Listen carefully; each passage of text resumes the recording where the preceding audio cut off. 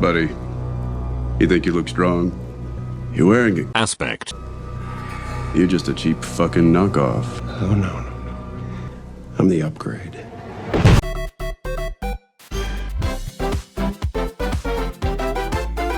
Fuck that shit!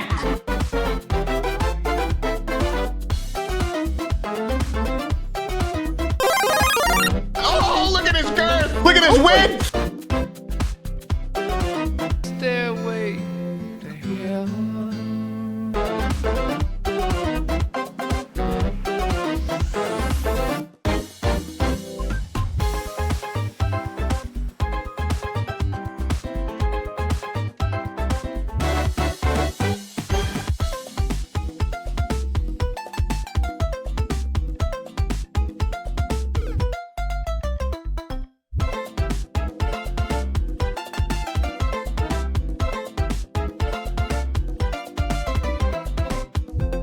I'm not locked in here with you. I said you're locked in here with me!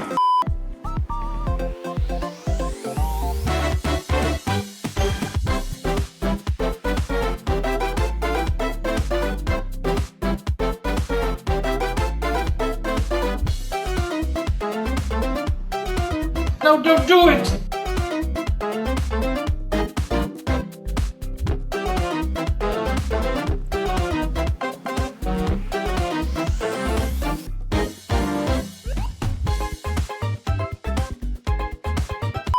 Oh yeah, it's rant time again, baby. This video is titled Ganesha Rant, but in reality, this rant is almost entirely about the new aspect he just got and how it is another prime example of Hi-Rez knowingly releasing the most broken shit to ever exist. Okay, maybe I'm exaggerating slightly. Sometimes it's hard to tell when something might be broken before release if it has complex mechanics or specific niche interactions with a god or item. This is not one of those cases. Anyone could look at the numbers on Ganesha aspect and instantly realize it's broken as all hell. I mean, I and probably many others literally did this when we saw it revealed. This aspect was even pre-nerfed out of PTS before it hit the live client, and it's still one of the most broken things we've ever seen across both Smite 1 and Smite 2. Obligatory disclaimer as always that something being broken for a while after release isn't the end of the world as long as it's a fun design, and I do think Aspect Ganesha is a lot of fun and would still be fun with some numbers nerfs, but boy does it need nerfs, and fast. The main broken thing about this is of course the 2. There are other things that I'll get into later in this video, but the most logical place to start and where a lot of the ridiculousness comes from is the Aspect Ohm. This is basically what Anubis 1 wishes it was. Let's do a comparison between these two abilities. Damage is one of the only areas that Plague of Locusts beats out Aspect Ohm. Anubis 1 does 516 base plus 266% intelligence, whereas Ganesha 2 only does a measly 450 base plus 180% intelligence, which by the way was 240% before a hotfix during the PTS phase. So yeah, with a full intelligence build, Anubis 1 will outperform this in damage pretty substantially. Anubis 1 also has scaling for its scaling, which isn't too relevant really, but is interesting. As far as I'm aware, this might be the only ability in the game that has this. And yes, the damage numbers on these abilities are ridiculous because often you don't hit every single tick. But that's just damage. Aspect Ohm is better in several other ways than Plague of Locusts. Anubis self-slows when using his 1 by 15% at max rank, even more at lower ranks of the ability, and this is what you level second, so that is pretty relevant, at least for the early game. Ganesha, on the other hand, not only doesn't self-slow, you actually gain 25% movement speed while channeling Ohm. There's a 40% movement disparity between these two abilities, which is absolutely massive, both for sticking to enemies to confirm the full damage and for avoiding being hit while channeling. If you've played both of these picks, you will know what I'm talking about when I say this is a big deal. Ganesha is very hard to hit while using Ohm. Anubis is pretty much a sitting duck. For reference, a 40% movement speed differential is essentially equivalent to the backpedal movement penalty, so it's like Anubis is constantly backpedaling while using his 1 compared to Ganesh 2. But we're not done. Both abilities get displacement immunity, but Ganesha also gets slow immunity on top of that, just for extra funsies. Ganesha also gets a whopping 60 of each protections for free while channeling. That's doubling his magical protections and almost doubling his physical protections at level 20. It's even more extreme at lower levels with fewer base protections, considering you often rank this ability first. 60 of both protections is pretty much 2 full items worth of defense that he just gets for free. Oh, and he of course gives that to his allies as well, even with the aspect on for some reason. Just to give some perspective, Ganesha's base magical procs at level 20 are 60. That makes him take 38% less damage. When using Ohm, he goes up to 120, which makes him take 55% less damage. Just pressing this ability that deletes entire health bars and gives insane mobility also makes him take 17% less damage while channeling, while also giving giving those procs to allies as well for seemingly no reason. This feels like the most obvious thing in the world to remove in the aspect. The idea is he builds damage and isn't supposed to be tanky or have as much utility. Why does he still give 60 of each procs to himself and all nearby allies? This absolutely has to be changed in my opinion. At the very least, it shouldn't give them to allies or reduce the amount given, but honestly, with how broken this aspect is, they could probably remove the procs entirely from this ability and it would still be good. Oh, and all this is on a base 10-second cooldown at max rank, by the way. With a typical mid build that isn't that heavily invested in CDR, this ability easily gets below 7 seconds. And that's not even mentioning his free CDR that he gets from his passive, that can easily be almost a full item's worth if he's doing well, which he usually will be because this aspect is broken. Losing the silence is a big deal, but they overcompensated for that so massively here to the point where this is one of the best basic abilities in the entire game. Hell, it even competes with ultimates for raw damage while giving 60 of each procs and movement speed. Sure, you can stun him out of it and that will limit what he can do with this, but firstly, it's going off every 6 seconds with a typical build, and that's not even including pendant or deso procs, so unless you have an easy access stun on a 6-second cooldown or less, you're still going to eat this ability a fair amount of the time. Also, you can call it skill issue, but I've seen even good players miss their single target line stuns on an aspect Ganesha because of the movement speed he gets, so unless your stun is completely unmissable, there's a good chance you're still taking half health from this ability. Oh, and if your god is reliant on a displacement CC for interrupts, good luck because he's immune to that shit. At least in ranked, you can counterpick and choose a god that can reliably stun him out of this, but he's basically 100% ban rate in ranked anyway, and in casual, you're just kind of screwed if you chose a god that doesn't have a quick low cooldown stun or similar to deal with this. A quick note on the 3 as well, the knockup is significantly higher in Smite 2 than it is in Smite 1 for seemingly no reason. This affects both regular and aspect Ganesha, but wasn't as much of a problem before the aspect released, as regular Ganesha is strong but not broken in my opinion. But that's just another reason why aspect Ganesha is so ridiculous. His 3 is simply just better than it was in Smite 1 with the knockup height. And finally, let's talk about the ult. 75-second base cooldown at all ranks. Why? Even on regular Ganesha, this is strong, and I know it's Smite 1 parity, but in the aspect, it's just ridiculous. This has always been the highest damage ability in the entire game. In theory, of course, you never practically get all of the ticks off with this ability, but it was always held back by the fact that full damage Ganesha was a meme and his base kit did very little damage. But with his new aspect, his base kit hits harder than almost every other mage in the game, and the damage on this ult just tips him over the edge. Not to mention it also shreds 50 flat protections for 3 seconds, which makes his 2 hit even harder, if you even so much as clip an enemy with 1 tick of this. Squishies only have around 55 base magical protections at level 20, so the second you damage a squishy with this ult, you're basically doing true damage to them with your follow-up, which is just nuts. Again, in regular Ganesha, this is still really strong, especially when you consider that flat penetration is very limited in Smite 2 because it's so powerful. But at least with regular Ganesha, he has to coordinate follow-up from his team on this. Aspect Ganesha can just clip you with this, follow up with his 2 that deals close to 1500 damage because you have no protections left and you just evaporate. Percent shred and pen also applies before flat in the stack, so if you have Totem of Death, it is literally true damage after you hit them once with this ult, and all of this is on a base 75-second cooldown. I feel like at the very least this should be 90 seconds scaling down to 75 in the aspect, maybe even just 90 flat. With all the free CDR from his passive and reductions from Chronos Pendant and Spear of Deso, this often ends up being on an effective 25 to 30 second cooldown, which is just not okay. But that's pretty much all I wanted to rant about in terms of Ganesha. In summary, regular Ganesha is basically fine in my opinion, and all I might do is reduce the knockup height on his 3 back to Smite 1 parity. Aspect Ganesha is the main problem, and I would remove or at the very least nerf the protections his 2 gives, then maybe nerf its damage depending on what they change with the procs. If they remove the procs entirely, the damage might be fine, but if they only nerf the procs and keep some of them, or only take away giving it to allies, it should probably take a damage nerf too. Just depends on how they want to take this aspect in terms of raw damage versus utility. And finally, I would probably increase the ult cooldown in the aspect to at the very least 90 scaling down to 75, maybe 90 at all ranks. With 50 flat shred and the amount of damage this does with a full in build, it probably shouldn't be on a base 75-second cooldown, as with his free CDR and items like Pendant and Deso being really strong, it ends up being cast multiple times a fight, which is just ridiculous. But yeah, what do you think about Aspect Ganesha? Once again, I will state that this aspect is a lot of fun and I like the design. I absolutely think it can work. The numbers are just way too high right now and need some changes. Let me know your own thoughts down below and I'll catch you guys for another one later on. Have a great day and peace out, you nerds.